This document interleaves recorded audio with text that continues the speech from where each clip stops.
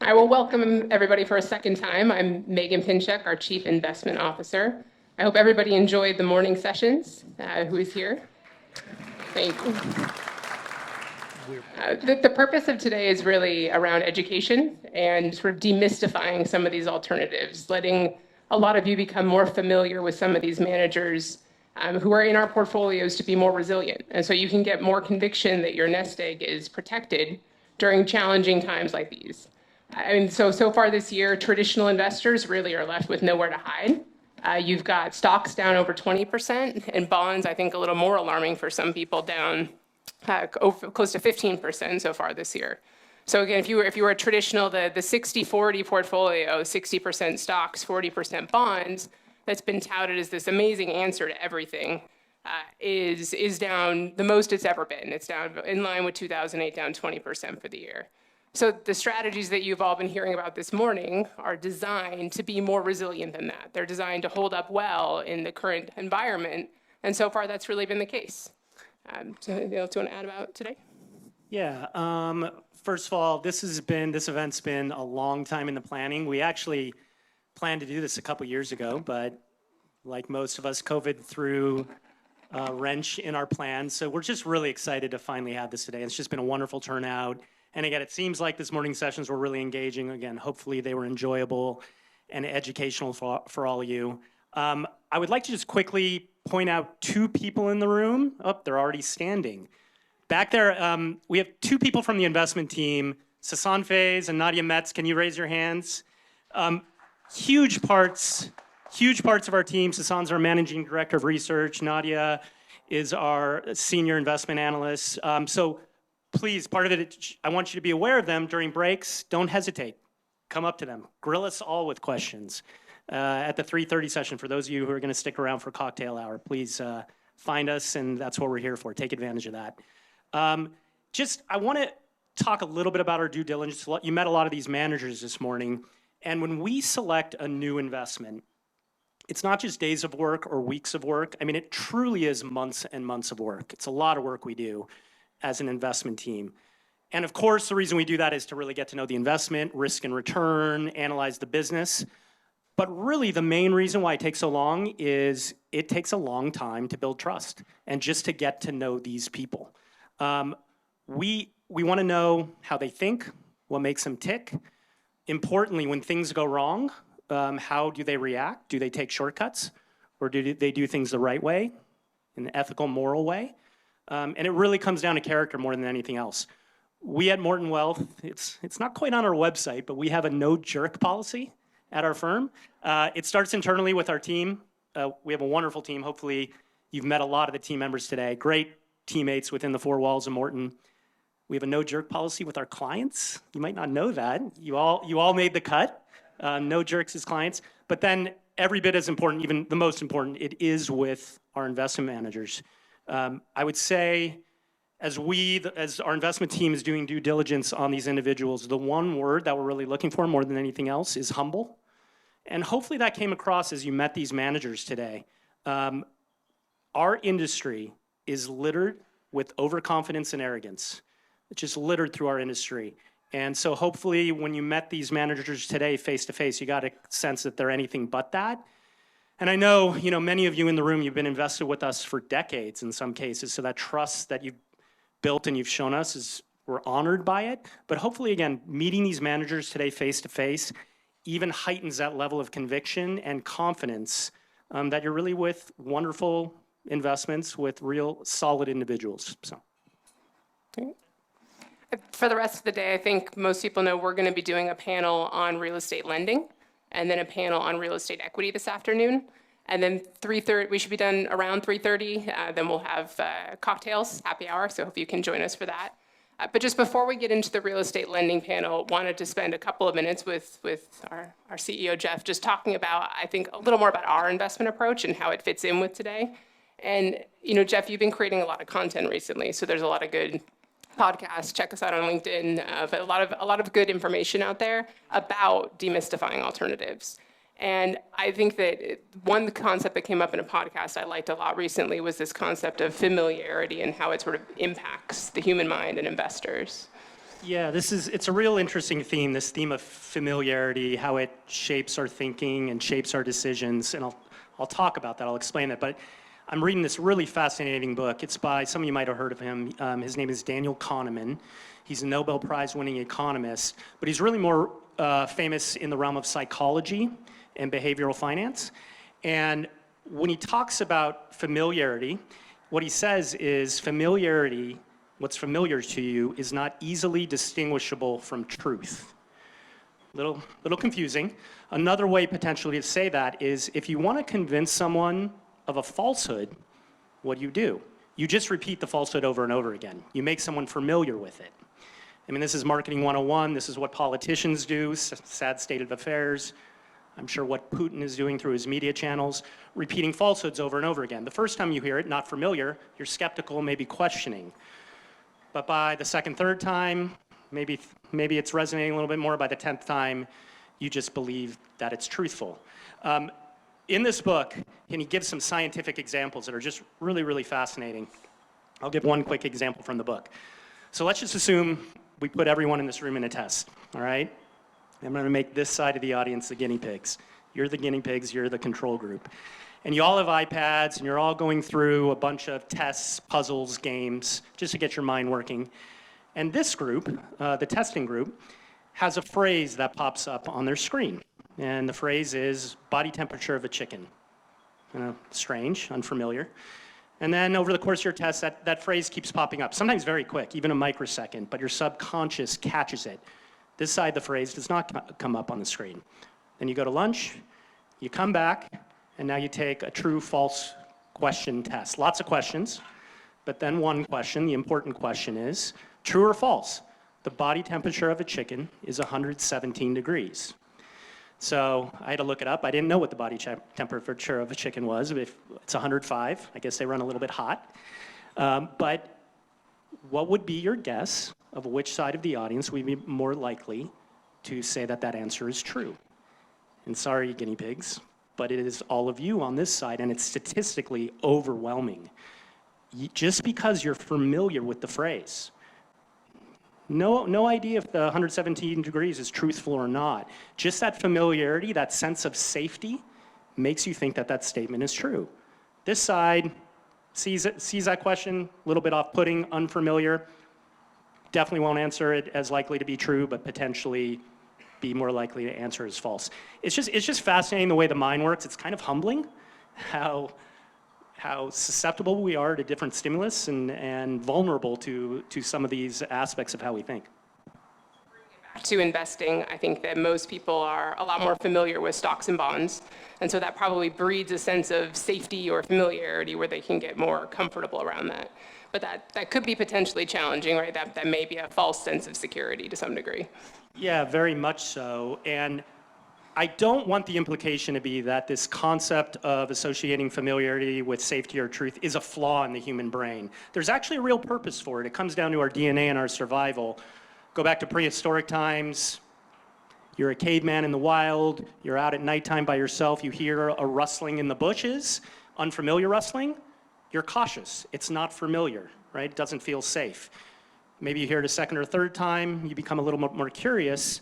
By the 10th or 20th time, it feels safe. You will approach it more closely. You'll realize potentially it's just some small rodent you've never seen before. Maybe it's a new food source for your family. That's an example of familiarity from a survival point of view really serving us well. Now, that being said, that trait doesn't necessarily serve us well when it comes to investing. And just a little bit more on that theme, Warren Buffett, world famous, wonderful investor, he's often quoted as saying you should invest in only what you know or what you understand. And we definitely believe that. But I think that thought process, that theory, has really been somewhat perverted over time. I mean, he's even admitted to that he's been misinterpreted with that comment. Because I think what happens is we as investors become very familiar with companies through their products. But just because we're familiar doesn't really mean we truly understand the underlying fundamentals of a company. Simple example, something like Apple, right? We're all incredibly familiar with an Apple product. It's an amazing product. I would basically buy anything they put on their shelves. But does that mean that I truly understand the complexity of Apple? I mean, rewinding back when I was starting in my career in the late 90s, early 2000s as a financial analyst, to truly understand a company as complex as Apple would take me weeks. Pouring through the financial statements, balance sheet, income statement, looking through its supply chain issues around the globe. Who are they dependent on from a supplier point of view? We're dealing with a strengthening dollar right now. They're a global company. The currency effects. I mean, it's just never ending. The complexity is extreme. But there's this false sense through familiarity that for whatever reason, familiarity equals truth or safety. It's not always the case. And I think that's what we found is that familiarity concept with stocks in particular can be pretty dangerous. You know, Apple's a tough example because it's done so well. Yeah, it really is probably the bad example I just gave because it's the best company in human history. There are a lot of examples, though, I think even this year that people are seeing this play out. So Zoom is one example of a company that's actually a really good company. They're making money. I don't know how many of you use it. We use it at Morton, like a great tool. It's a really, really awesome company. Does anyone want to take a guess what that stock is down today from its peak? From the high level it got to? When I hear 80%? 80? 74? 74? You're pretty close to it. It's down 87%. So if you put $100 into it at the exact wrong time, right? I mean, if you got in at the very beginning, it's still a good investment. But if you said, "Ooh, look, Zoom's great. I like Zoom. I'm going to put some money in," without looking at where the price was, where the valuation was, any of those things, and you put it in at the peak, that $100 is worth $13 today. So a couple more fun ones. Peloton, a company that actually is more troubled. Cool bikes. I like what they do. It's just more. Is this cutting out? A little bit. I know we have some Peloton lovers in the room. We do, yeah. Definitely talk to some of you. They're great. So, but they've had issues, right, with the company. So, what does anyone think that one's down from its peak, from the high? Go big. Go big. Oh, that's good. 93%. It's down 95% from its peak. So just literally $100 going to $5. It's kind of incredible. So huge moves. Beyond Meat, another one, right? Great, healthy for us. It's going to save the world. It's going to help the environment. It's going to help all of us be healthier. Down 94%. Uber, which is probably on a good percentage of people's phones today, down almost 60%. So again, these are some of these are good companies. Some are better than others. But it's the idea that people are like, "Ooh, I use this, so therefore it's a good investment," and not looking at the price or the environment or all those things. I think that concept is challenging. So switching to alternatives, I think that the reverse sometimes is true, sort of where people are unfamiliar with alternatives, and therefore it probably seems riskier or less safe. But that's part of, I guess, the purpose of today is to get people more familiar with the concepts, because it doesn't have to be all or nothing, right? There's a good investing, we love our analogies. There's a great carpenter analogy. You take your toolkit to a job site, and you don't bring just your hammer, right? But there's any number of situations you could face. You bring your screwdriver, your saw, all the different tools in your toolkit. Lon Morton used to really love baseball analogies. I think it might be too soon for some of the Dodger fans that we've got here. So you had a great one, though, recently. There was a really good football analogy that I liked for this. Yeah, maybe football a little bit more timely, football season. But I think when you're thinking of in your fantasy world, you're the GM of a football team, you draft a football team, maybe trade for it. As you're thinking about that, I mean, think about all the different positions within a football team, all of the skill sets and purposes for the different football players on a team. I think when we are building a portfolio, it really is the same philosophy, and you probably got a sense from that, from only just even 5 of the many managers we meet with today. All were very different and serve very different purposes. Most traditional investors stick to the traditional stocks and bonds. And I do want to just spend a minute specifically on bonds. Because listen, obviously stocks are troubled, and we could talk more about that. But stocks, that's what they do. They go up and down. Bonds, really obviously a very challenging environment, performance in this environment. And I think about them, going back to the football analogy, as really the offensive linemen in your portfolio. So again, they're the big 350-pound guys that will be the resilient part of your team. They're going to protect your quarterback. And in most historical circumstances, they serve just exactly that purpose.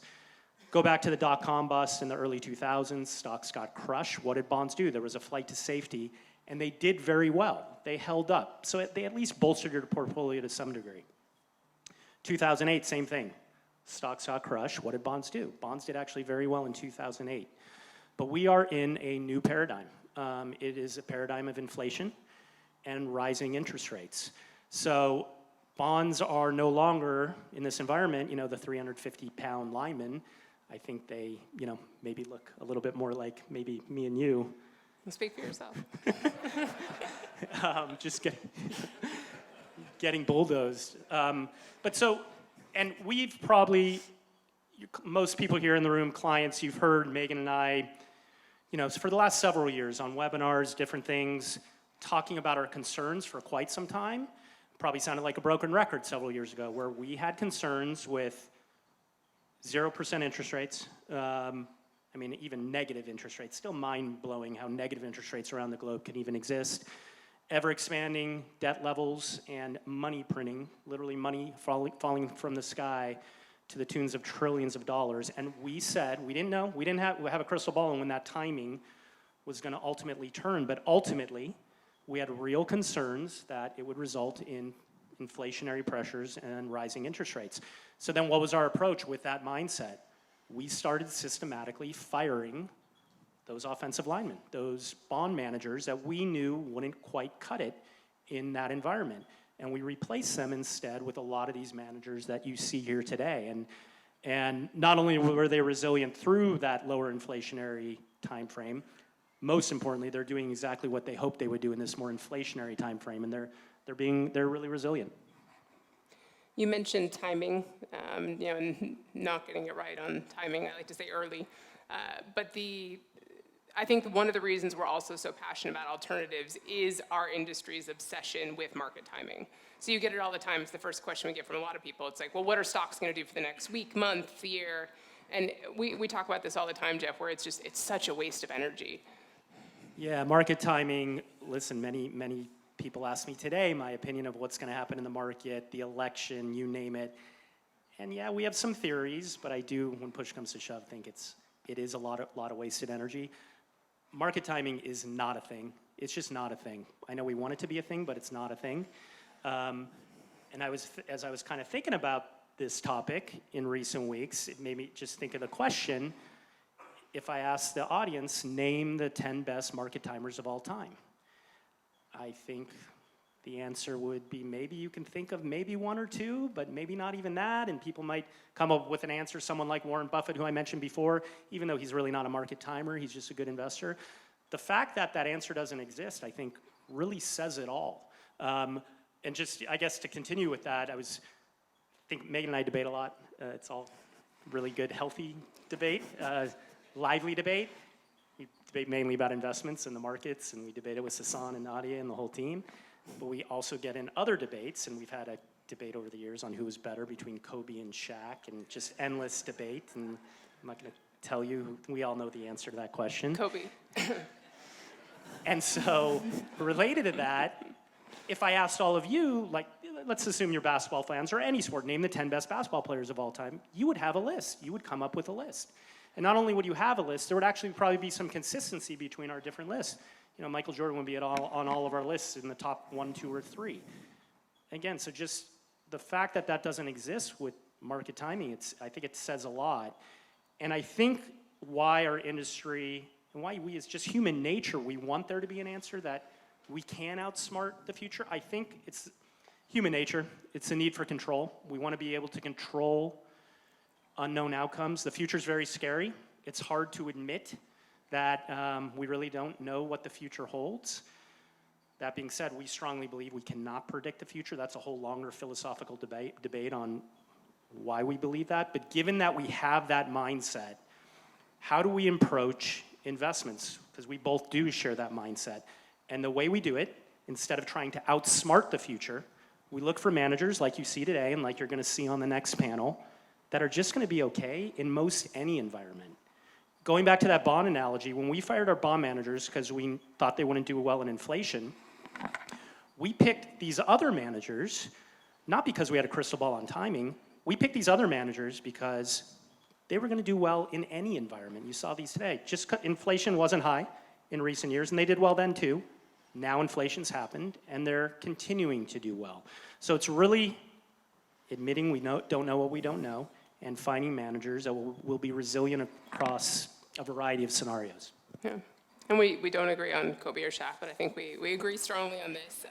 It's just instead of spending all the time and energy trying to predict or try to call it right, time it right, move in and out of stocks or bonds, we can spend that time and energy trying to source opportunities, like the ones you're hearing about today. Like we can go buy a cash flow stream on a healthcare product that has nothing to do, that doesn't care if the stock market goes up or down, or make a loan to a company that's got real assets backing it, and if the economy gets nailed, that's not going to impact the ultimate return. I mean, some of you got a chance to meet John On. He's the manager of Whitehawk here today on one of the panels, or one of the groups. And he said something so interesting that I thought really summed it up well, which is that when they make a loan, they're agnostic as to what happens in the economy, and they're agnostic as to what happens with their companies. So essentially, like, the world can have problems, the economy can get nailed, their companies can go out of business, and from their perspective, that is not what's going to determine whether they're successful or not. So it's just so powerful to have that perspective. I do love that quote. When he said it the other day, I was just kind of thrown back by it. It's pretty powerful. Like you said, agnostic not only to the world, but agnostic even to the companies they invest in. It's a powerful statement, and he's shown that over the course of his success. I do think, I guess, just to wrap it up before we bring the lending panel on, going back again to this theme of familiarity, and I know a lot of these investments are potentially new to some, and because they're new and unfamiliar, they might, by the very nature, feel less safe, maybe more complex, and that, at least for the types of investments that we look for, that's just not the case. And I'll just give a quick example. Again, apropos with the real estate managers coming up, think about investing in an apartment building. So I talked about Apple or a Zoom or a Peloton, the complexity of really understanding a company like that. And we do invest in stocks, or in the DFA approach, we have that approach. But compare and contrast something as complex as Apple with an apartment building. So an apartment building, first and foremost, you could go drive to it and literally put your hands on it and touch and feel it. With an Apple product, you can't touch the company. You can touch a product, you could go to its headquarters, but that's just a representation of the company. You can physically go to a building and use your judgment. Is this a good buy or a bad buy? You could look at its rent roll. If you want to buy the building, is there the potential to raise rents? You could look at its parking situation. We had a nasty parking situation out here this morning. You could look at its utility costs, right? Is there a place to save energy on utility costs? And I don't want to imply that this is so simple. Sorry, real estate guys. You do amazing work. You're very experienced.